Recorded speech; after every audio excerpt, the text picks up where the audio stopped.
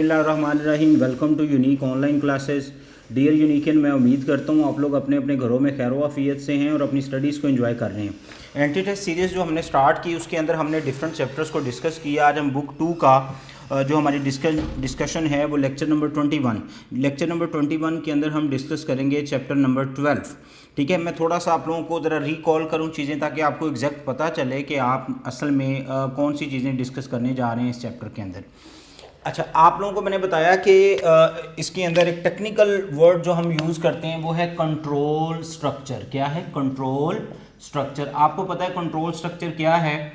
जिसमें हम line number, programme की लाइन नंबर, जैसे लाइन नंबर 1, 2, उसके बाद मेरे पास 3, 4 एंड 5 मल्टीपल लाइन नंबर्स मेरे पास मौजूद हैं और हम इन मल्टीपल लाइन नंबर्स को अपनी रिक्वायरमेंट्स के मुताबिक यूज़ करते हैं। ठीक है, अपनी रिक्वायरमेंट्स के मुताबिक इसको हम चेंज कर सकते हैं, इसकी आइट्रेशंस को, या इवन आप इसको ये कह सकते हैं कि हम इसका जो फ्लो ऑफ एग्जीक्यूशन है, फ्लो ऑफ एग्जीक्यूशन, उसको अकॉर्डिंग टू आवर नीड हम चेंज कर सकते हैं। मसलन लाइन नंबर 1 चलनी है बाय डिफ़ॉल्ट, फिर 2 के बाद 3, 4 एंड 5। ठीक है, तो लेकिन अगर हम ये करेंगे, हम लाइन नंबर 1 के बाद हम आ जाएं 3 पे, 3 के बाद हम आ जाएं 5 पे और 5 के बाद हम चले जाएं 2 पे।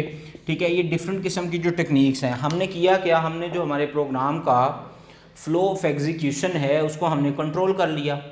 और जो कंट्रोल स्ट्रक्चर है बेटा, इसकी डेफिनेशन भी यही है। कंट्रोल स्ट्रक्चर की अगर आप डेफिनेशन पढ़ें तो वो यही है। कंट्रोल स्ट्रक्चर बेसिकली वो स्टेटमेंट है, या आप इसको स्टेटमेंट कह लें, आप इसको स्किल कह लें, आप इसको टेक्निक कह लें, एक ही बात है। ठीक है, ये वो प्रोग्रामिंग टेक्निक है, वो स्टेटमेंट है जिसमें हम हमारा जो आइडिया, मेरे ख्याल में आइडिया से बहुत बेहतर वर्ड हम यूज़ कर सकते हैं लॉजिक। हम अपने लॉजिक को बिल्डअप करने के लिए, अपने लॉजिक्स को बनाने के लिए हम जो है वो इस स्किल और टेक्निक को यूज़ करते हैं जिससे हम flow of execution of program को कंट्रोल कर लेते हैं। इसको हम कहते हैं कंट्रोल स्ट्रक्चर।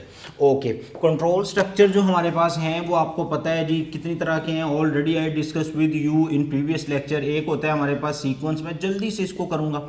उसके बाद हमारे पास एक होता है सिलेक्शन और उसके बाद एक होता है हमारे पास लूप। ठीक है जी, तो ये आपको पता है, इसकी कोई फर्दर, ये बाय डिफ़ॉल्ट होता है। क्या होता है? बाय डिफ़ॉल्ट, इसकी कोई आगे स्टेटमेंट नहीं है। ये जब हम सिलेक्शन से कोई लाइन नंबर को सिलेक्ट कर लेते हैं अपनी अकॉर्डिंग टू अपनी, जैसे मैंने ये भी किया है, तो इसको हम सिलेक्शन कहते हैं। ये वही है इफ़ और इफ़ एल्स वगैरह, सारा जो चैप्टर नंबर आप लोगों की बुक के अंदर चैप्टर नंबर 11 है, सारा का सारा वो आपका सिलेक्शन स्ट्रक्चर है। अच्छा, लूप जो है ये क्या है? ये भी is a sort of selection structures. बस इसके अंदर हम ये करते हैं कि नंबर ऑफ लाइन जो हैं उनको सिलेक्ट करते हैं for execution, specific time of execution. मतलब हम टाइम्स बताते हैं कि how many times you will execute, not in minutes और आवर्स और सेकंड्स। इसका मतलब होता है नंबर ऑफ आइट्रेशंस। ठीक है, तो नंबर ऑफ आइट्रेशंस में हम देखते हैं कि आप कितनी देर तक एग्जीक्यूट होंगे, वो सारी चीज़ें हम लोग डिस्कस करते हैं इसके अंदर, लूप के अंदर। तो चैप्टर नंबर आपका जो 12 है जनाब, चैप्टर नंबर 12, वो सारा का सारा आपको पता है लूप है। तो इसको जल्दी से रिमूव करते हैं, नेक्स्ट पेज के ऊपर जंप करते हैं जी। अब आपको समझ आ गई कि आप कंट्रोल स्ट्रक्चर में कौन सा चैप्टर पढ़ने जा रहे हैं, विच इज़ कॉल्ड लूप। ठीक है, तो लूप के बाद हम नेक्स्ट पॉइंट के ऊपर जंप करते हैं जी। लूप का दूसरा नाम आपने सुना है, इसके कई नाम हैं जिससे ये फेमस है। तो मैं आपको एक तो उसके वो डिफरेंट नेम डिस्कस करता हूँ जो एंटी टेस्ट में आ सकते हैं, और इसकी डेफिनेशन एंटी टेस्ट में बिल्कुल नहीं आती।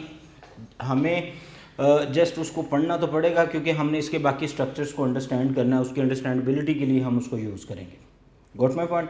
तो लूप जो है बच्चों, loop in other word called repetitions. ठीक है, in other words called iterations. ठीक है, these are the different names of loop. अब ये क्या है? इसमें स्ट्रेट फॉरवर्ड है। आपके पास एक है स्टेटमेंट, या आप कह लें सेट ऑफ स्टेटमेंट्स। क्या कह लें? Set of statements. एक है जी स्टेटमेंट्स और एक आ गया सेट ऑफ स्टेटमेंट, जो कि क्या करती हैं? विच आर एग्जीक्यूट, जो कि क्या होती रहती हैं? एग्जीक्यूट होती रहती हैं। कब तक? अब यहाँ बेटा दो डिफरेंट लाइनें इसके लिए आती हैं, anti response point of view से देख लें। अनटिल गिवन कंडीशन जो है आपकी रिमेन ट्रू, ये तब तक चलेंगी जब तक आपकी गिवन कंडीशन रिमेन ट्रू रहती है। ओके सर, समझ आ गई। मतलब लाइन है, आपने x की वैल्यू रखी 1, आपने कहा x जो है वो लेस देन लेट्स सपोज 100 है, और आपने कहा जी प्रिंट कर दें आप किसको, एक्स को, और एक्स आप कर दें प्लस प्लस, तो ये स्टेटमेंट, ये स्टेटमेंट, ये स्टेटमेंट, तो मैं कह दूं इसको सेट ऑफ स्टेटमेंट्स, कह दूं, ठीक है, ओके, ये सेट ऑफ स्टेटमेंट्स हैं। तो सेट ऑफ ये चलती रहेंगी, आपको पता है ये यहाँ कंडीशन चेक, उसके बाद प्रिंटिंग, प्रिंटिंग के बाद इंक्रीमेंट, यहाँ से फिर रिवर्ट, फिर प्रिंटिंग, प्रिंटिंग के बाद फिर इंक्रीमेंट, तो ये कम से कम 100 टाइम जो है वो एग्जीक्यूट होंगे। तो इसको कहते हैं, ये तब तक जब तक ये रिमेन ट्रू रहेगी तो इसको हम कहेंगे कि ये इसकी है। अच्छा, इसके साथ एक वर्डिंग और, जो एक और वर्ड जो हम इसके अंदर यूज़ करते हैं वो क्या है, वो ये कि हम इसको कहते हैं जी बिकम फॉल्स, ठीक है, इसको क्या कहेंगे, ये आप बोले statement, set of statement which are execute until the given condition remain true और until the given condition become false. लो जी, एक ही बात है, ये दो डिफरेंट पॉइंट ऑफ व्यू से आपको डेफिनेशन आ सकती है, परेशान नहीं होना कि ये पता नहीं वो तो हमने तो रिमेन ट्रू पढ़ा था, तो ये मतलब जो आपकी कंडीशन है ये जब तक ट्रू है तब भी है, अगर जब ये फॉल्स हो जाएगी तो ऑटोमेटिकली इसका मतलब है कि ट्रू का उलट है, बिकम फॉल्स, ठीक है। तो ये आप लोगों के पास हो गया लूप। अच्छा, उसके बाद जो लूप हैं, जो एंट्री टेस्ट एमसीक्यूज है वो नोट कीजिए, ये कुछ 2-3 पॉइंट आपको नोट करवाइए। अगला पॉइंट नोट कीजिए, how many types of loops actually, ठीक है, जो लूप हैं। अच्छा, बच्चे स्ट्रेट फॉरवर्ड चले जाते हैं जी, loop have 3 types and this, loop की बेसिकली 2 टाइप्स हैं। वो कैसे, वो इसके एग्जिट और स्टार्टर्स की वजह से हम लूप को 2 डिफरेंट टाइप्स के अंदर डिवाइड करते हैं। सबसे पहले हमारे पास होता है एंट्री कंट्रोल लूप, ठीक है, which one is called this one entry controlled loop, ठीक है। एक ये होते हैं एंट्री कंट्रोल लूप, ये क्या होते हैं इसको मैं डिस्कस करता हूँ। उसके बाद जो सेकंड है is called exit control loop, ठीक है, ये एंट्री और ये हो गया जी एग्जिट कंट्रोल लूप, ठीक है।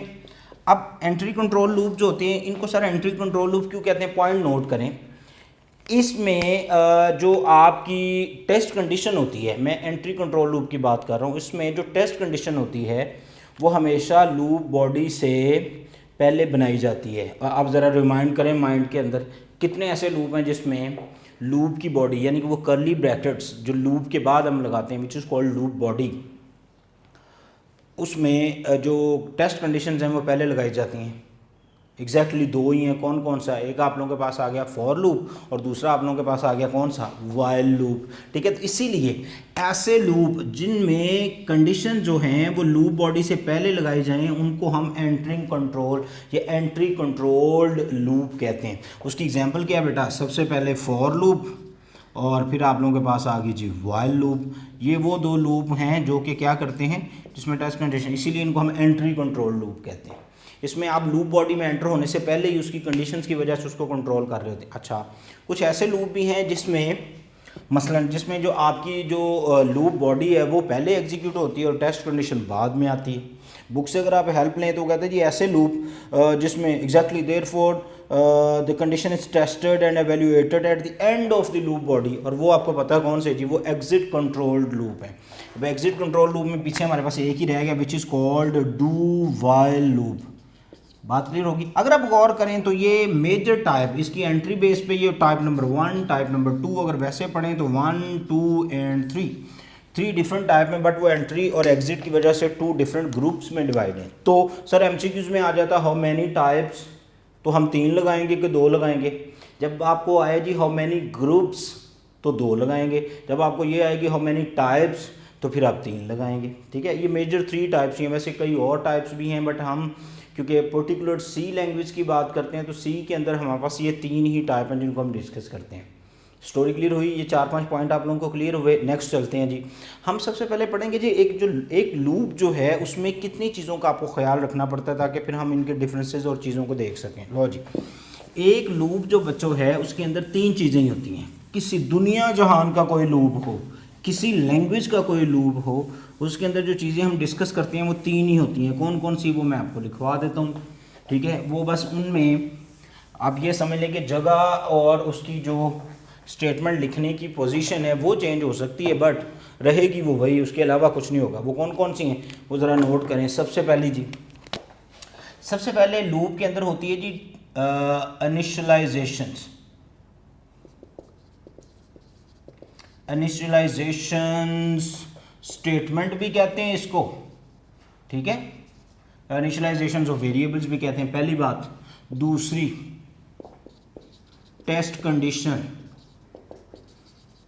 तीसरी इंक्रीमेंट या डिक्रीमेंट ऑपरेटर्स। किसी भी लूप में ये तीन चीज़ें आएंगी, स्ट्रेट फॉरवर्ड।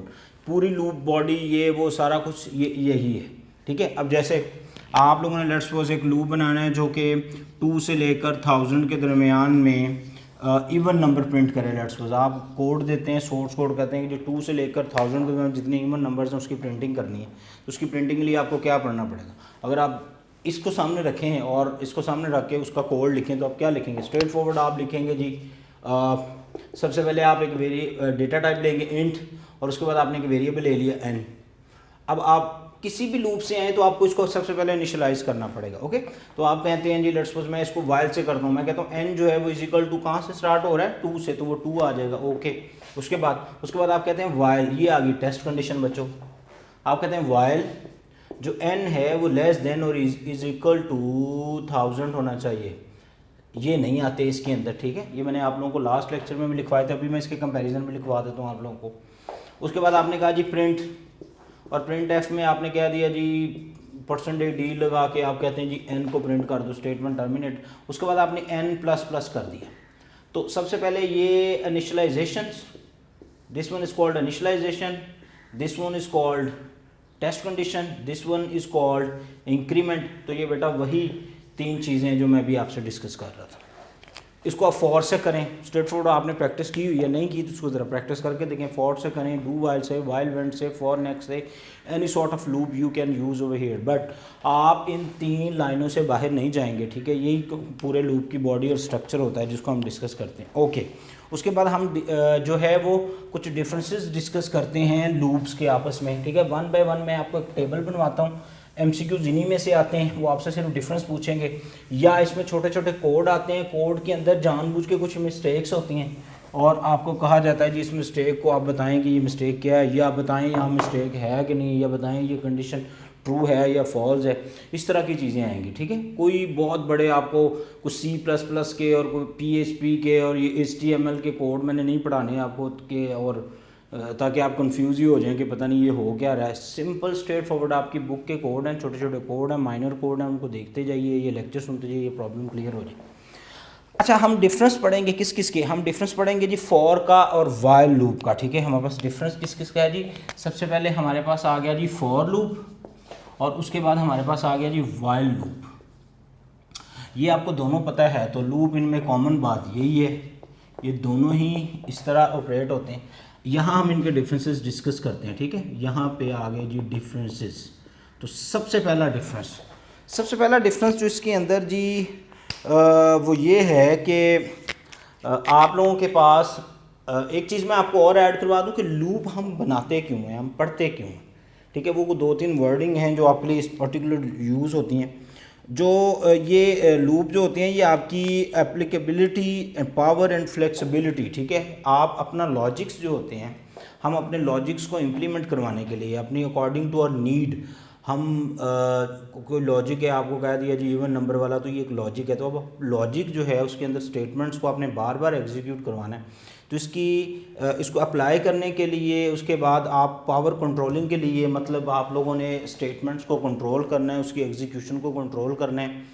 तो इन सारी चीज़ों के लिए हम लूप जो होता है उनको यूज़ करते हैं। इनमें से कोई वर्ड आ जाए, पूछे जी is it really used in loop, and या आपको आ जाए जी बताएं जी due to this applicability is really a way that's why we use loop, is it true, ठीक है। आप लोग इस तरह की कोई स्टेटमेंट बना के दे सकते हैं, बताइए जी ये है कि नहीं। तो यस, स्ट्रेट फॉरवर्ड ये है। वो 3-4 वर्ड हैं, एप्लीकेबिलिटी, पावर्स एंड फ्लेक्सिबिलिटी, ठीक है। फ्लेक्सिबिलिटी मतलब सोर्स कोड की फ्लेक्सिबिलिटी, ओके।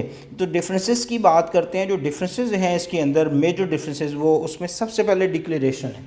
लो बच्चों जल्दी से आप लोगों ने ये नोट बनाने हैं, ठीक है। मैं ज़रा शॉर्ट फॉर्म में लिखूंगा क्योंकि हमारे पास टाइम भी होता है, इसको पूरा करना है हमने। डिक्लेरेशन, तो जी फॉर लूप की जो डिक्लेरेशन है उसमें क्या है जी, उसमें सबसे पहले आप लिखते हैं जी फॉर, लो जी लिख दिया फॉर। उसके बाद आप लगाते हैं इसके अंदर इनिशियलाइजेशंस, क्या लगाते हैं जी इनिशियलाइजेशन। फिर आप क्या लगाते हैं, फिर आप लगाते हैं टेस्ट कंडीशन, ओके। फिर उसके बाद क्या लगाते हैं, ठीक है। ये इसके अंदर स्टेटमेंट टर्मिनेटर आते हैं बिकॉज ये पूरी स्टेटमेंट्स हैं, और उसके बाद आप लगाते हैं जो भी होता है उसको हम इंक्रीमेंट लेट्स सपोज कर लें तो वो इंक्रीमेंट वगैरह लगाते हैं। ये इसकी डिक्लेरेशन है।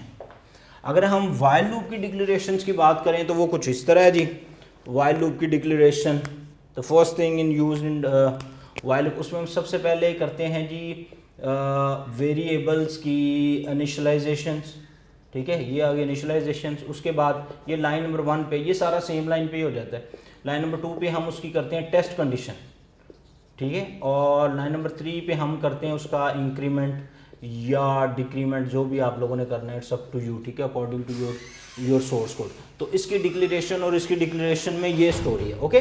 तो this one actually the block for the declarations, okay. उसके बाद जो सेकंड चीज़ इसके अंदर आती है जी, वो नोट कीजिए, वो है फॉर्मेट्स। तो फॉर्मेट्स बिकॉज इसके अंदर थोड़े थोड़े चेंज होते हैं, वो देख लेते हैं। तो हेडिंग जो आपकी होगी जी वो होगी फॉर्मेट। ये आ गया जी फॉर्मेट। तो जो फॉर लूप का फॉर्मेट्स है उसको देखते हैं। इनिशियलाइजेशन है, कंडीशन चेकिंग है, आइट्रेशन है, written at the top of the list. क्योंकि ये लिखे हुए हैं, इसको मैं एज इट इज़ नीचे अगर ले आऊँ तो इसमें आप देखें आपकी सबसे पहले इनिशियलाइजेशन भी शुरू में, सबसे शुरू में, ठीक है। ये आपको पता है स्ट्रेट फॉरवर्ड पहली लाइन ही होती है। अच्छा, ये आपने क्या दिया जी x1 जो भी आपने कहना है, ठीक है, इनिशियलाइजेशन। उसके बाद टेस्ट कंडीशन, ये भी टॉप पे है। उसके बाद इसमें जो भी ऑपरेटर आपने लगाना है इंक्रीमेंट का या डिक्रीमेंट का, वो भी टॉप है। तो सारी चीज़ें टॉप पे होती हैं। इसमें क्या है जी, इसकी अगर हम कंडीशंस की बात करें तो इसमें माइनर सा डिफरेंस होगा डू वाइल में। वो क्या है जी, ओनली इनिशियलाइजेशन एंड कंडीशन जो है वो एट द टॉप होती है, इंक्रीमेंट डिक्रीमेंट एंड पे। स्ट्रेट फॉरवर्ड बेटा, इसको देख लें, ठीक है। इसमें वेरिएबल सबसे पहले ऊपर इनिशियलाइज हो गया, ओके। वेरिएबल इनिशियलाइजेशन पहली बात। दूसरी चीज़ आप लगाएंगे टेस्ट कंडीशन, इसको कहते हैं पूरे को टॉप पॉइंट, ठीक है। इसको क्या कहेंगे, टॉप पॉइंट। अच्छा, उसके बाद आप प्रिंटिंग करेंगे और प्रिंटिंग के बाद आप इंक्रीमेंट या डिक्रीमेंट करेंगे, ठीक है। तो ये स्टोरी है। तो इसीलिए ये इनके फॉर्मेट्स होते हैं जिसमें हम इसको यूज़ करते हैं। उसके बाद use, this is really very important MCQ जो आता है, ठीक है, जिसमें बच्चे कंफ्यूज भी होते हैं, वो लिख लें। यूज़ क्या है जी, सबसे पहले जो the for loop use only when we already know the numbers of iterations, ठीक है। हमें नंबर ऑफ आइट्रेशन जो होती हैं वो एडवांस में पता होती हैं, ठीक है। ये फ़र्क है जी, number of iteration knows in advance, ठीक है। हम एडवांस में पता होता है कि ये लूप कितनी बार चलेगा, तो उसके लिए बेस्ट यूज़ है फॉर लूप का, okay. The while loop use only when the numbers of iterations are not exactly known, ठीक है। तो इसमें सेम लाइन है, बस इसमें आप नॉट लगा लें, एडवांस में हमें नहीं पता, नॉट नोन इन एडवांस। लो जी, इसको क्योंकि हमने कवर अप करना है टाइम के अंदर अंदर, इसलिए मैं ज़रा शॉर्ट लिख रहा हूँ। ये आप लोगों के पास आ गया जी यूज़। उसके बाद कंडीशंस, क्या आ गया जी हमारे पास, कंडीशंस। तो कंडीशंस की बात करते हैं जी। कंडीशन क्या लाई है हमारे पास, if the condition is not put up in for loop, हाँ पॉइंट है, कहते जी अगर फॉर लूप जो है इसके अंदर ये चीज़ आप मिस कर दें, मसलन आपने कहा जी x1 और आपने कहा जी x less than is equal to 100, अगर आप ये चीज़ मिस कर दें तो क्या होता है। तो जनाब ये जो फॉर लूप होता है ना, ये इनफाइनाइट हो जाता है। ये करता क्या है, ये जो भी आपकी कंडीशन जो आपने नहीं लगाई, ये जो भी वेरिएबल है इसकी कंडीशन को ये ट्रू कंसीडर करता है। क्या करता है, ट्रू कंसीडर करता है। और इनफाइनाइट टाइम तक, कब तक, जब तक आपने इनिशियलाइजेशंस में जो इसकी डेटा टाइप सेट की, आपको पता है ना डेटा टाइप भी आप इसमें अपनी मर्जी से लगा सकते हैं। अब लेट्स सपोज आपने डेटा टाइप इंट रखी इसमें, तो जब तक इंट जो है वो मेमोरी के अंदर वो मेमोरी स्पेस दे रहा है इसके वेरिएबल को, ये तब तक इनफाइनाइट टाइम तक 65,536 चलता रहेगा, स्टॉप नहीं करेगा। जहाँ इसकी लिमिट्स ख़त्म हो जाएंगी वहाँ ये रुक जाएगा, इसीलिए इसको हम इनफाइनाइट भी कहते हैं। इन केस आप इसकी टेस्ट कंडीशन मिस कर दें तो क्या सर ये चलेगा, जी बिल्कुल चलेगा। कहाँ तक चलेगा, जहाँ तक आपकी डेटा टाइप होगी। डेटा टाइप कहाँ तक है, 2 बाइट्स, तो 2 बाइट्स मेमोरी लोकेशंस। जैसे memory location stop, loop will be terminates automatically, sorry. अच्छा, उसके बाद हमारे पास जो कंडीशन हम लगाते हैं वाइल लूप के अंदर, तो सर इसमें अगर हम कंडीशन मिस कर दें, मसलन मैं इसको आप यहाँ लेके आऊँ, वेरिएबल इनिशियलाइजेशन टेस्ट कंडीशन, ये देखें x1 और मैंने लिखना है जी वाइल, और वाइल के बाद मैंने कुछ नहीं लिखा, मिस कर दिया, और उसके बाद मैंने x++ कर दिया। ये भी तो कहानी तो सेम है, लूप तो सेम है, बट फ़र्क क्या है, ये जनाब आपको एरर देगा, कंपाइलेशन एरर। जो आपका फॉर लूप होता है वो कंपाइलेशन एरर नहीं देता। This is the actually really very important MCQs. Okay, उसके बाद initialisation in for loop, the initialisation once done is never repeat. मैं बोर्ड साफ़ कर लूँ और आपको ये अगला लिखवाता हूँ जल्दी से। आप हेडिंग दीजिए इनिशियलाइजेशंस, ठीक है जी, इनिशियलाइजेशंस ऑफ। तो इनिशियलाइजेशन जो है फॉर लूप के अंदर जो इनिशियलाइजेशंस है वो एक ही दफ़ा चलती है। मसलन x1 है और x लेस देन 100 है, तो ये एक दफ़ा चलेगा, उसके बाद ये स्टोरी इधर ही घूमती रहेगी, इससे बाहर नहीं आएगी, ठीक है। अच्छा, और उसमें in initialization done during condition checking, then initialization done each time of the loop iteration. अच्छा, फ़र्क क्या है इसमें? तो पहली दफ़ा ये चलेगी, देखा x1, x ने यहाँ भेज दिया, अब जो पूरा का पूरा कंट्रोल है वो इसी पोर्शन में। अगर हम इधर आते हैं तो x क्या है 1। अच्छा, उसके बाद x जो वाइल आपने लगाया और आपने कहा जो x है वो लेस देन 100 और x प्लस प्लस, ये हर दफ़ा पहली दफ़ा वैल्यू 1 पहली दफ़ा चला, ओके, यहाँ आया 1 लेस देन 100 कंडीशन ट्रू, तो वो हो गया क्या 2। ये दोबारा यहाँ जाएगा, इसको चेक करेगा कि कितना है 2 है, तो फिर वापस आए। मतलब हर दफ़ा इसकी वैल्यू को देखा जाएगा, हर दफ़ा इसकी वैल्यू चेक की जाएगी, इसलिए इसको कहते हैं। इसमें एट वंस आप लिख लें अपने नोट में, एट वंस, इसमें आप कह लें जी every time when loop iterate, ठीक है, जब जब लूप आइट्रेट करेगा ये चलेगा। पॉइंट एमसीक्यूज का। उसके बाद iteration statements, for loop iteration statements written at the top. Already I told you about this. While loop iteration statements होती हैं वो एंड पे लिखी जाती हैं, ये बातें मैं आपको ऑलरेडी बता चुका। उसके बाद जी उसके बाद हमारे पास जो है वो ये इनके डिफरेंसेस हैं। अब प्लस आप एक हेडिंग और दीजिए, हम यहाँ पे कुछ डिफरेंसेस डिस्कस कर लेते हैं, फिर हम इसकी कुछ पॉइंट्स देखेंगे। वो डिफरेंसेस हैं आप लोगों के पास जी वाइल एंड डू वाइल के। अभी आपने डिफरेंसेस किसके देखे? फॉर लूप के एंड वाइल के। अब हम देखेंगे वाइल एंड डू वाइल के। ओके, तो इसको करते हैं जी रिमूव। होप सो आप लोगों को यहाँ से कुछ पॉइंट्स क्लियर हुए हैं जो कि आपको एंट्री टेस्ट में एमसीक्यूज़ को सॉल्व करने में या एमसीक्यूज़ के करेक्ट आंसर में हेल्प आउट करेंगे। ओके, तो ये हमारे पास आ गया जी। सबसे पहले यहाँ पे आप इसकी हेडिंग दें, हमारे पास आ गया वाइल लूप, ठीक है, ये आ गया जी वाइल और ये आ गया जी डू वाइल। इन दोनों के डिफरेंसेस देखते हैं जी, ठीक है, डिफरेंसेस क्या हैं वो हमने 1 बाय 1 चेक करने हैं। General format you guys know very well, उसमें क्या होती है? कंडीशंस हैं, एंड कंडीशन के बाद स्टेटमेंट बॉडी है, ठीक है। तो जो फॉर्मेट है आप इधर हेडिंग दे लें फॉर्मेट। इसमें क्या है जी वाइल, और वाइल के बाद कंडीशन, और कंडीशन के बाद बॉडी ऑफ लूप लॉजिक, ठीक है। इसीलिए इसको वो कहते हैं एग्जिट और सॉरी स्टार्टर, जो हम स्टार्ट करते हैं। अच्छा, इसके अंदर क्या होता है? इसमें आपको पता है जी बॉडी में सबसे पहले डू, फिर body of loop and body out, and यहाँ पे आ गई condition. Major difference, MCQs based difference. उसके बाद controlling condition, conditions appear at the start of the loop, ठीक है। इसमें जो कंडीशंस हैं इसमें स्टार्ट में है एज आई मेंशन हियर, इसमें एंड पे है, ठीक है। इसमें स्टार्ट में है, इसमें एंड पे है। ये नोट कीजिए ज़रा, इसको लाइन लगा दी जाए ताकि आपको डिफरेंस समझ आ जाए। ओके, उसके बाद हमारे पास आ गई जी iteration.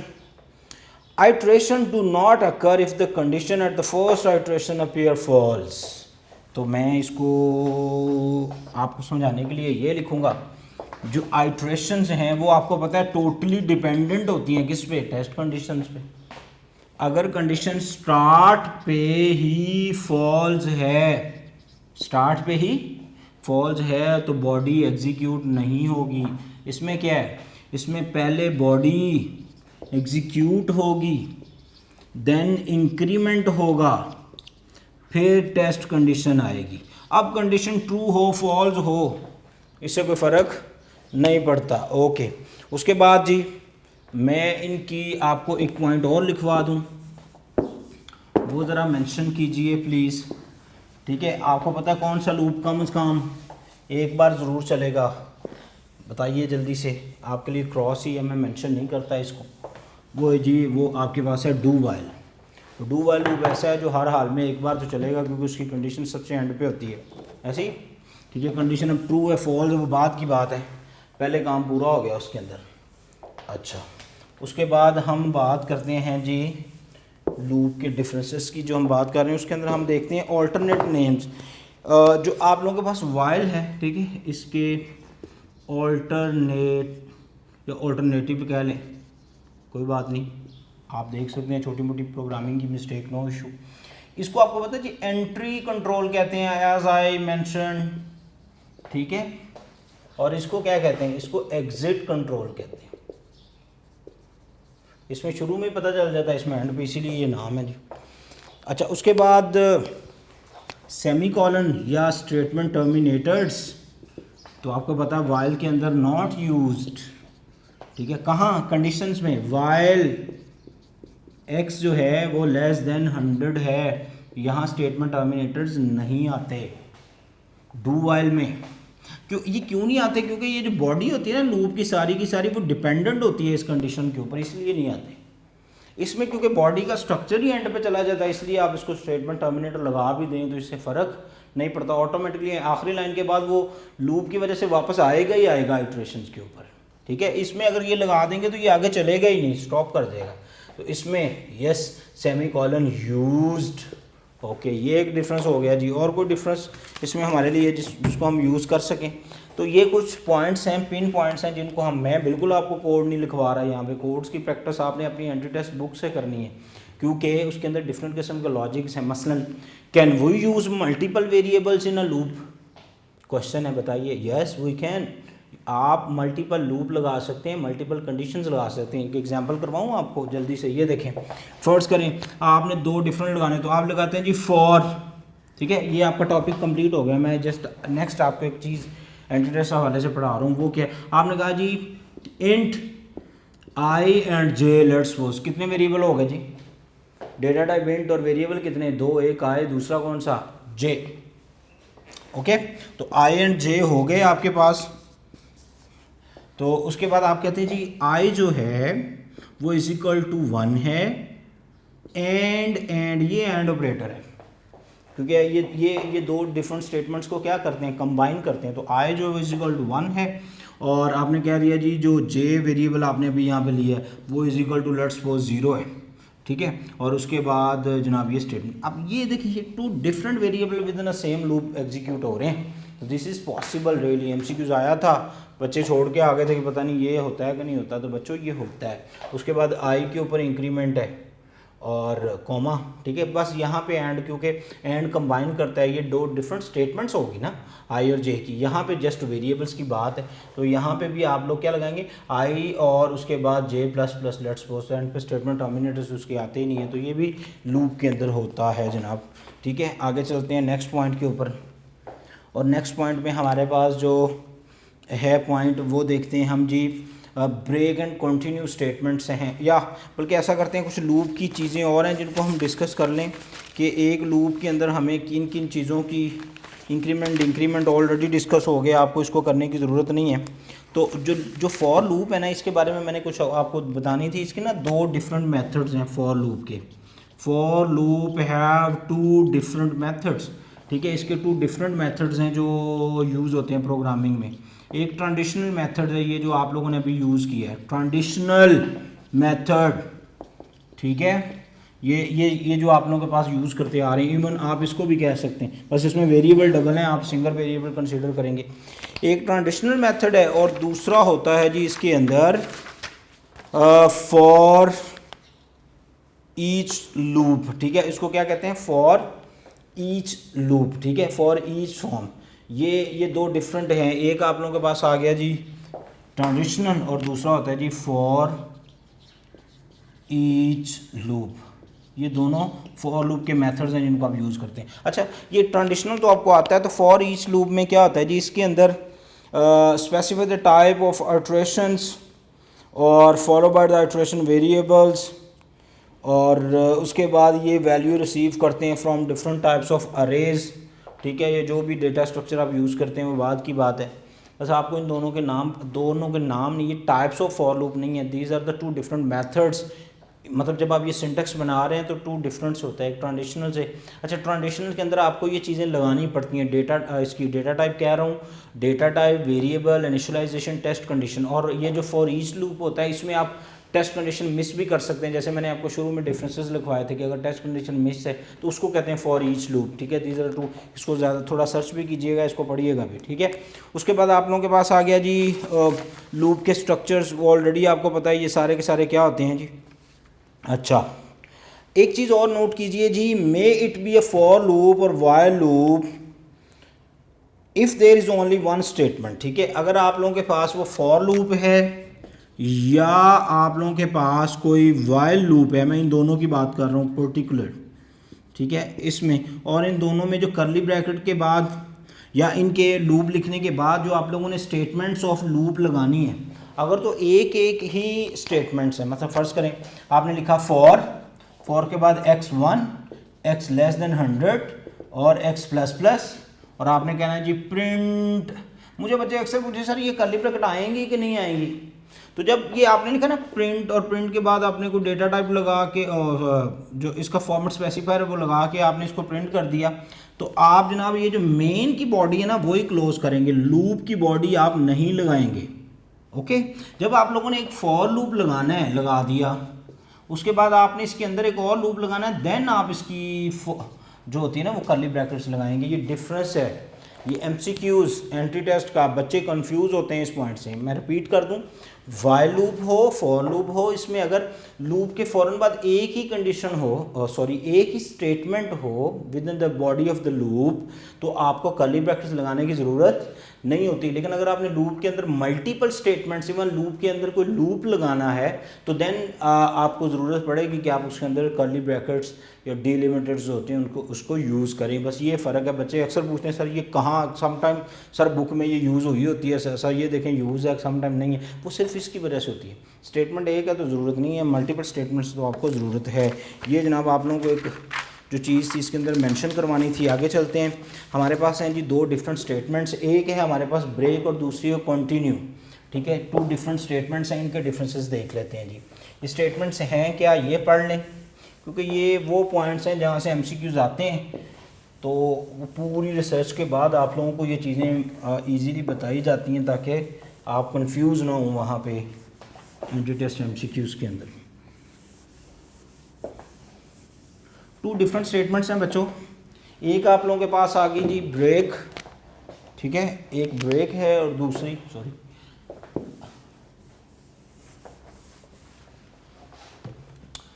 Continue. One is break and second is continue. These are the two different statements. अच्छा, ये क्या है जी, ब्रेक और कंटिन्यू में थोड़ा सा डिफरेंस है, वो जल्दी ज़रा नोट कीजिए। टास्क क्या है, ये हम करते क्यों हैं यूज़।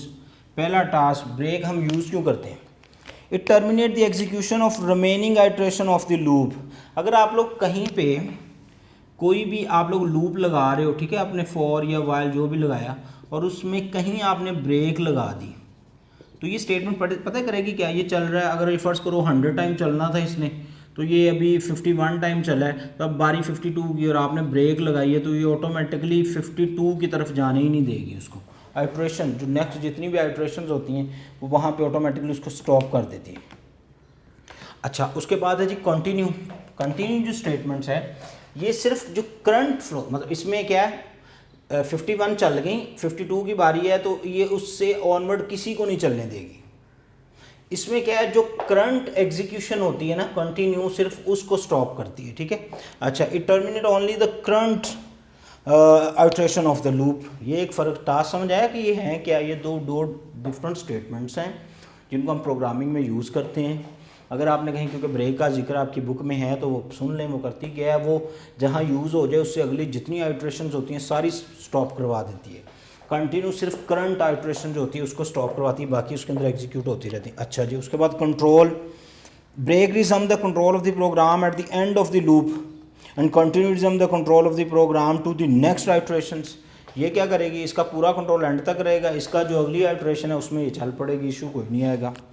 अच्छा, केसेस इसकी कॉजेज़ क्या हैं, वजूहात क्या हैं। It's cause early termination for the loop, and it's cause early execution of the next iteration, ये पूरा लूप स्टॉप करने के लिए है, वो नेक्स्ट आइट्रेशन को रन करने के लिए। ओके उसके बाद जी continuations, break stop the continuation for of loop and continue do not stop the continuation of the loop, it only stop the current iterations.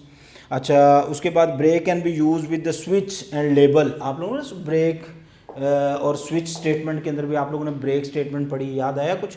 तो ये जो ब्रेक स्टेटमेंट्स है इसको हम सिर्फ यूज़ कर सकते हैं किस किस के साथ, इसको हम यूज़ कर सकते हैं स्विच स्टेटमेंट्स के साथ, और लेबल किसके साथ होते हैं, याद करें, गो टू के साथ।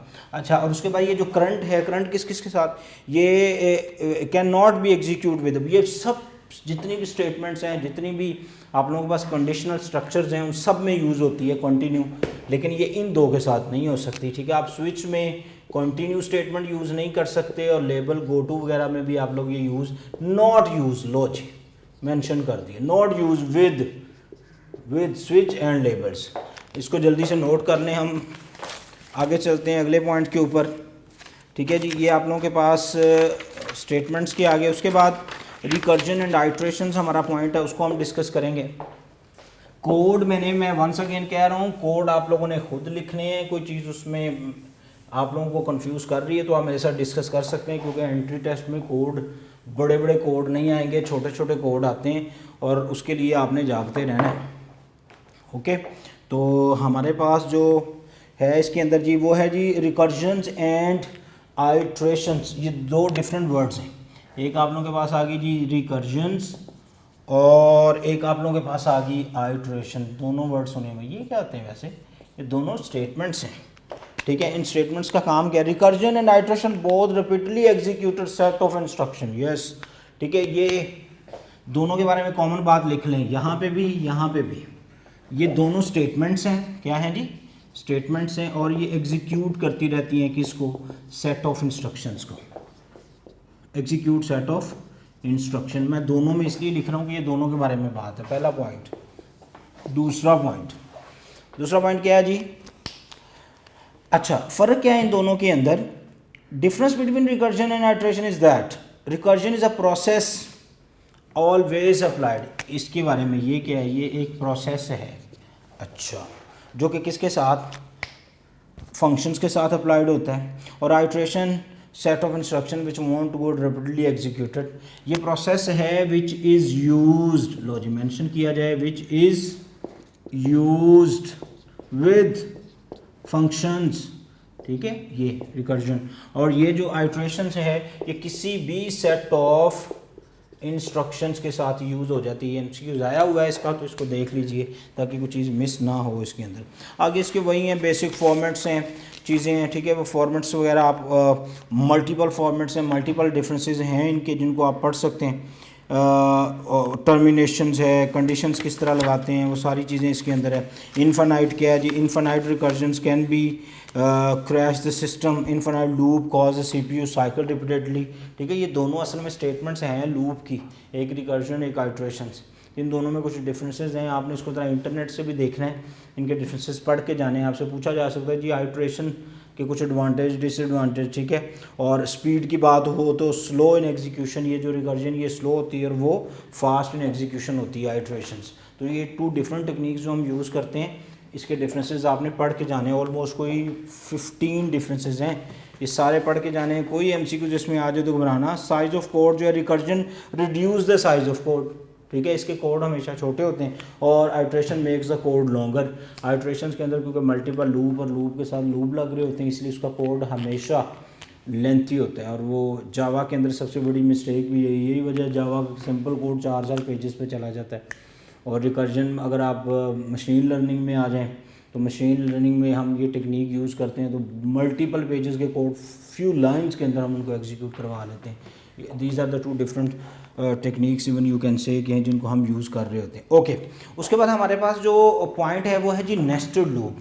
अब nested is an a technique, बच्चे कहते हैं जी this is the type of loop, नहीं भाई, नेस्ट एक वर्ड है जिसको आप नेस्टिंग, वो आप लोग नेस्टेड इफ़ याद करें, नेस्टेड इफ एक दिन आप लोगों को पढ़ाई थी। तो नेस्टिंग जो है इसका मतलब वही होता है with in the body of another, this one is called nesting actually, ठीक है। मसलन आप लोगों के पास ये यहाँ से इंस्पायर्ड है। 1 एक तिनका, दूसरा तिनका, तीसरा, चौथा, पांचवा, तो ये बन गया क्या, घोंसला, नेस्ट। एन फॉर नेस्ट, याद करें ज़रा बचपन की बातें। तो इस टेक्निक को फिर हम कहते हैं नेस्टिंग, ठीक है। और जो इससे बन के लूप बनता है, जिसमें हम loop with in another loop लगाते हैं, तो फिर भाई उसको हम कह लेते हैं कि ये क्या है जी, ये नेस्टेड लूप है। लो जी, फ़र्क समझ आ गया आपको। इसमें हम करते क्या हैं, हम एक लूप लगाते हैं, उसके साथ एक और लूप लगाते हैं। Sir why we actually do that, because of over logics. आपको क्वेश्चन बोर्ड में बहुत क्वेश्चन आते हैं स्टैरिक्स वाले, सिंबल्स वाले। कहते हैं जी ये स्टैरिक प्रिंट करवा दें जनाब, ये स्टैरिक 1 है, स्टैरिक 2 है, स्टैरिक 3 है जनाब, ये प्रिंट करवा दें हमें, स्टैरिक 4 है, ठीक है। ये आप लोगों के पास इस तरह की आती नहीं एग्जांपल। अब ये हमारा एक लॉजिक है, कोई स्टैरिक कोई सिंबल आ जाए, बच्चे कहते हैं सर हमें आया था हैश प्रिंट करवाने हैं, सर हम वो कैसे प्रिंट करवाएं। भाई ये प्रिंट एफ का मसला है, प्रिंट एफ में जो आप लिख देंगे डबल कोट्स में वो प्रिंट हो जाएगा। तो ये मेरे पास क्या आ गए, ये 5। अब ये देखिए इसके अंदर एक क्या है, नंबर ऑफ रोज़ बढ़ रही, ठीक है, रो नंबर 1, रो नंबर 2, और उसमें 7 नंबर ऑफ कॉलम्स भी बढ़ रहे हैं। ज़रा गौर करें आप। तो आपको क्या, कितने लूप चाहिए, आपको 2 लूप चाहिए जो क्या करेंगे, एक नंबर ऑफ रोज़ को कंट्रोल कर रहा होगा और एक नंबर ऑफ कॉलम्स को कंट्रोल कर रहा होगा, ठीक है। तो जो कम है वो, अगर गौर करें आप, जो कम है वो रोज़ है। अब रोज़ में एक स्टार प्रिंट हुआ, अगली दफ़ा रो 2 है तो स्टैरिक भी 2 है, रो का नंबर 2 है लेकिन स्टैरिक 2 हो रहे हैं, रो का नंबर 3 है लेकिन स्टैरिक 3। यानी कि ये वाला जो लूप है वो याद करें, टीचर ने पढ़ाया नहीं पढ़ाया तो लिखें। एक होता है आउटर लूप, याद करें। ये क्या है, ये कोई टाइप्स ऑफ लूप है, नहीं भाई, ये with in the loop techniques हैं। एक आउटर लूप है, उसके बाद करली ब्रैकेट इसके अंदर जो लगाएंगे उसको हम भाई इनर लूप कहते हैं। क्या कहते हैं, इनर लूप। अच्छा ये करली ब्रैकेट, सर इसके बाद कोई और इसके अंदर, यस, उसको हम मोस्ट इनर लूप कहते हैं। ये अभी देखिए, जब आप यहाँ पे आते हैं तो आप कहेंगे कि जनाब ये आप लोगों का मोस्ट इनर है। अच्छा ये फिर उसके हिसाब से आउटर है, और ये मोस्ट आउटर है। लो एक और बात, ठीक है। तो ये असल में पोजीशंस की बात है कि आप लूप को कहाँ बैठ के उसको कॉल कर रहे हैं, उसको हम फिर inner, outer, most inner, most outer, ठीक है, ये सारा। तो इसमें आप लोगों को जो बताने का मतलब वो ये था कि ये वाला जो लूप, आउटर लूप है ना, वो रोज़ पे लगेगा, ये रोज़ कंट्रोल होती जाएंगी, ठीक है। लेकिन क्योंकि ये जो स्टैरिक है वो मल्टीपल प्रिंट होने हैं, तो इसीलिए ये जो इनर या इनर मोस्ट, लो जी हमारा काम आपके लिए आसानियाँ पैदा करना है। इनर मोस्ट लूप ये सबसे ज़्यादा, जब ये एक बार चलेगा तो ये 2 बार चलेगा, ये तीसरी लाइन पे आएगा तो ये 3 बार चलेगा। तो इसीलिए इनर या इनर मोस्ट लूप जो होते हैं वो मैक्सिमम टाइम पे एग्जीक्यूट होते हैं, मैक्सिमम टाइम पे एग्जीक्यूट होते हैं, ओके। आउटर लूप जितना बाहर की तरफ आप चलते जाएंगे उतना वो कम एग्जीक्यूट होता है। पॉइंट समझ आ गया आप लोगों को। इसकी एग्जाम्पल सॉल्व कर लो जी, कोड लिख लो इसका जल्दी से।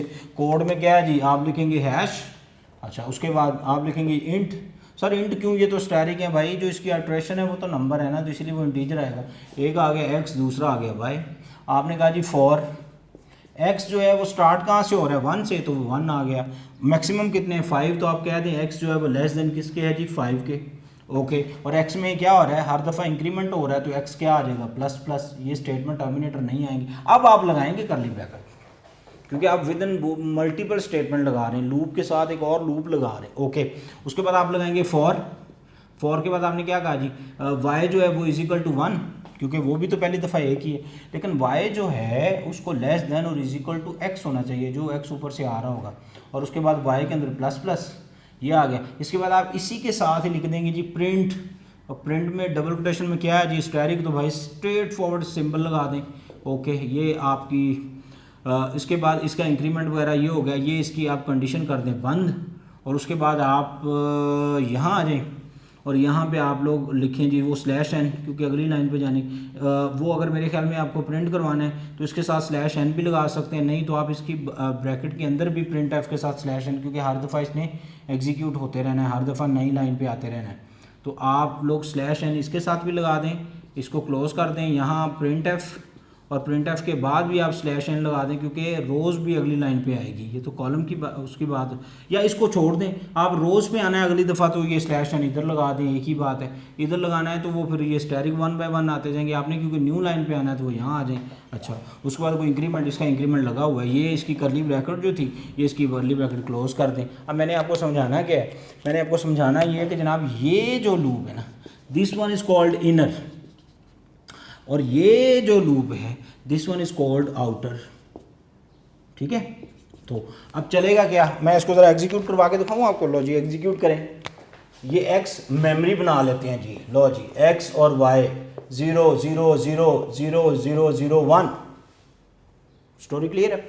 अब x की वैल्यू कितनी है फर्स्ट टाइम 1, तो यहाँ आ जाएगा 1। यहाँ उसने चेक किया x लेस देन 5 है, यस 1 लेस देन 5 ही होता है। ये यहाँ से एक बार चला तो इधर गया, इधर के बाद ये स्ट्रेट फॉरवर्ड आएगा अगली पे, ये काम नहीं होगा, ये आएगा अगले। आगे उसने देखा y1, उसने कहा ठीक है y1, कंडीशन चेक करें, ठीक है जी कंडीशन चेक कर, तो ये अगली लाइन पे आएगा। अच्छा, उसने कहा जी आगे क्या स्टैरिक है तो एक स्टैरिक प्रिंट कर दो। ओके, जब यहाँ आया स्लैश एन तो कर्सर यहाँ आ गया, यहाँ से ये वापस मुड़ेगा इस पे। अब अभी आपने देखा ये भी एक बार चला, ये भी एक बार चला। ओके, ये तो पहली दफ़ा थी। अच्छा, एक्स की वैल्यू जो मेमोरी में चेंज हुई 1 की बजाय क्या होगी 2, तो अब ये आएगा कंडीशन। आपने देखा ये दोबारा नहीं चलेगा, इसलिए मैं आपको जब शुरू में पढ़ा रहा था तो मैंने आपको ये पॉइंट पढ़ाए थे। ओके, तो x की वैल्यू जो है वो 2 लेस देन होता है जी। ओके, कंडीशन ट्रू है तो आगे चले जाएं, आगे जाएंगे तो y की वैल्यू वंस अगेन कितनी है 1। ठीक है, ये चेंज नहीं होगी क्योंकि अभी इसका इंक्रीमेंट चला ही नहीं है। अच्छा, 1 होगी तो 1 कंडीशन चेक करें, x की वैल्यू जो ऊपर से आ रही है वो क्या है 2 है, तो 2 मेमोरी में x 2 है, y 1 है, तो 1 जो होता है वो लेस देन 2 होता है। कंडीशन ट्रू है, यस कंडीशन ट्रू है, तो आप इधर आ जाएं, प्रिंट करें तो एक स्टैरिक प्रिंट हो गया। अच्छा, कर्सर आगे चला गया, कर्सर यहाँ आ गया। अब यहाँ पे इसकी वैल्यू में लगा इंक्रीमेंट, y की वैल्यू भी मेमोरी में कितनी होगी 2, तो 2 जो है वो लेस देन इक्वल टू, ये दो ऑपरेटर हैं, इनमें से एक भी ट्रू रहे तो ये कंडीशन रिमेन ट्रू ही होती है। तो अब x की वैल्यू भी 2, y की भी 2, तो ये वापस आएगा, एक और स्टैरिक प्रिंट करवाएगा। जब ये यहाँ से वापस मुड़ेगा x की वैल्यू क्या होगी 3, जब 3 हो गई यहाँ आएगा तो x की वैल्यू तो ऊपर से पड़ी है 2, y हालांकि 3 हो गया, तो कंडीशन क्या हो जाएगी बिकम फॉल्स। ये ऑटोमेटिकली ट्रांसफर को अगली लाइन पे भेज देगा, कर्सर यहाँ आ जाएगा, यहाँ से ये फिर वापस मुड़ेगा। आपने देखा ये दूसरी बार चला, ये 2 बार चला, ठीक है, ये बल्कि 3 बार चला ना, तीसरी बार तो वो फिर कंडीशन ही नहीं ट्रू हुई, फिर ये 3 बार तीसरी बार चलेगा, ये फिर 3 बार चलेगा, तो इसीलिए the inner most loop actually execute multiple time. तो ये आपकी शेप बन जाएगी, तो जितने मर्जी स्टैरिक हों, स्टैरिक आप ऊपर 6 होते हैं, नीचे 5 4, उसमें क्या होता है नंबर ऑफ रोज बढ़ रही होती है, नंबर ऑफ स्टैरिक कम हो रहे हैं, यहाँ आपको माइनस माइनस लगाने हैं बस। तो ये आप लोगों के पास कुछ लूप्स के बारे में जो डिस्कशंस थी मैंने आप लोगों के साथ कर ली। उसके बाद हम अनकंडीशनल ट्रांसफ़र ऑफ कंट्रोल की बात, ये सारे कंडीशनल ट्रांसफ़र ऑफ कंट्रोल हैं, क्यों, क्योंकि कंडीशन ट्रू नहीं होती तो आगे अगली लाइन चलती ही नहीं है। तो हम देखते हैं जी unconditional transfer of controls. Board साफ़ करने के लिए प्लीज़ मुझे 30 सेकंड दीजिए। तो अनकंडीशनल ट्रांसफ़र ऑफ कंट्रोल आपको बताया था कि एक पॉइंट से, एक स्टेटमेंट से जंप करके जब भी आप किसी दूसरी स्टेटमेंट पे आते हैं तो उसको हम कहते हैं जनाब ट्रांसफ़र ऑफ कंट्रोल। क्या कहते हैं? Transfer of control. ये जितनी भी आपने इफ एल्स नेस्टेड इफ जितनी चीज़ें पढ़ी ये सारी कंडीशनल ट्रांसफ़र ऑफ कंट्रोल है except go to. Go to basically is an unconditional transfer of control. Okay, go to जो है वो basically unconditional transfer of control है। और गो टू की अगर आप एग्जांपल देखें तो उसके अंदर वही कॉन्सेप्ट है, लेबल्स। आप लोग लेबल्स लगाते हैं और लेबल्स जो होता है उसके वो पोर्शन ऑटोमेटिकली गो टू की वजह से जंप करते हैं। ठीक है, देखिए ज़रा, ये मेरे पास मैंने कोई भी यूज़र से वैल्यू ली। पहली बात तो ये देखिए कि गो टू जो है इसको एंटी टेस्ट में सर ये है क्या भाई, ये एक स्टेटमेंट है और ये स्टेटमेंट है किसकी, ये unconditional statement, unconditional transfer of control है। और एक और मज़े की बात बताऊं, मज़े की बात ये है कि ये दुनिया जहान में एक ही अनकंडीशनल ट्रांसफ़र ऑफ कंट्रोल की स्टेटमेंट है, इसके अलावा प्रोग्रामिंग में और कोई भी स्टेटमेंट नहीं आती। ओके, आगे चलते हैं। आपने कहा जी ये इंक्लूड stdio, ये मेरे पास आ गया जी इसका main functions this one, and उसके बाद आपने डेटा टाइप ले ली इंट, और आपने एक वेरिएबल ले लिया एन, आपने एक लेबल बनाया, this one is called label which is called positive. Let's suppose ये कॉलम्स आएंगे, इसके अंदर आपने लिखा जी प्रिंट एफ, आपने कहा जी एंटर कीजिए पॉजिटिव वैल्यू। क्या कीजिए जी, एंटर कीजिए positive value positive number, okay वो नंबर क्या है एन की जगह पे, तो इसको आप कर लेंगे क्या स्कैन, हो गया जी। परसेंटेज क्या आएगा डी या आई, ओके। उसके बाद एंड साइन के साथ एन स्टेटमेंट। अब अगर तो ये नंबर पॉजिटिव है तो आप क्या लेंगे, आप लेंगे SQRT ऑफ किसका, जो भी SQRT, ये बिल्ट इन फंक्शन है, स्क्वायर रूट फाइंड करेगा n का।